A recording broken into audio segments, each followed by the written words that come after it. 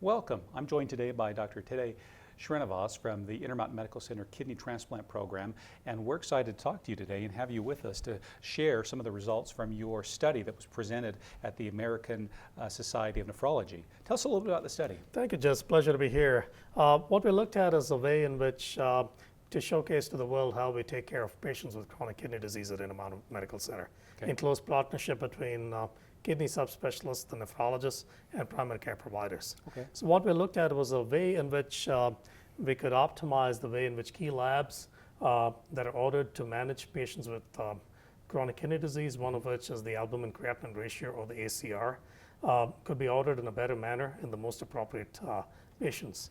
To do this, Paula Haberman was a primary care physician with our primary care clinical program, worked with the primary care clinical group and the development group to look at certain interventions, such as educational provider meetings, empowering case managers and medical assistants to drive change in the clinic, and educating MAs on key patients that would need this kind of care, and also developing patient education tools and advisories on the electronic medical record.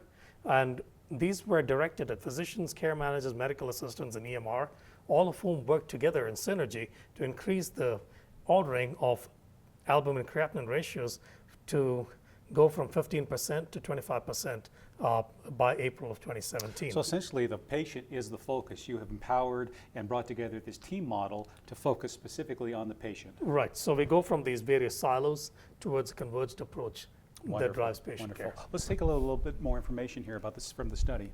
So the leverage points that are key to determining a way to implement robust change are identified in yellow. So the process identified people at risk.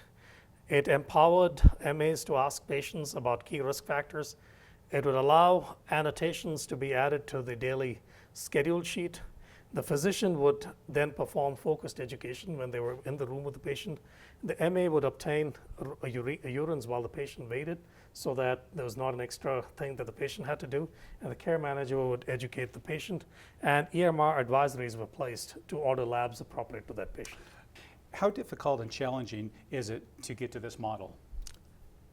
The most difficult thing about getting to any paradigm or model of care change is to have people recognize that there is an opportunity for change, and that the time spent in change, which is in a positive direction, is time that will be saved later on and will result in better patient care and allow for opportunities for greater growth. That is the first thing that really needs to change. Well, let's see the results of your research. As you can see here, at baseline, the rate of ordering of these tests were around 15%, as was proposed. When the electronic medical record was rolled out, we saw a modest increase with the advisories going up.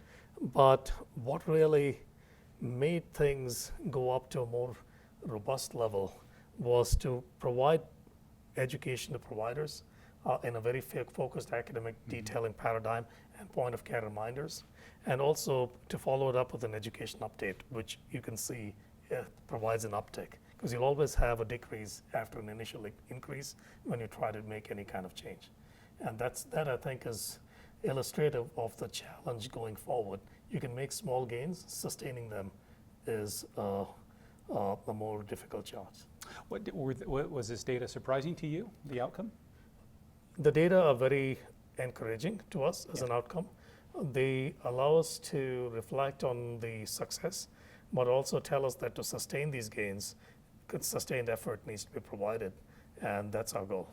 Well, thank you for joining us. Congratulations on this research. We welcome you to go to our website for more information on this research, and we thank you for joining us today. Thank you. Have a great day.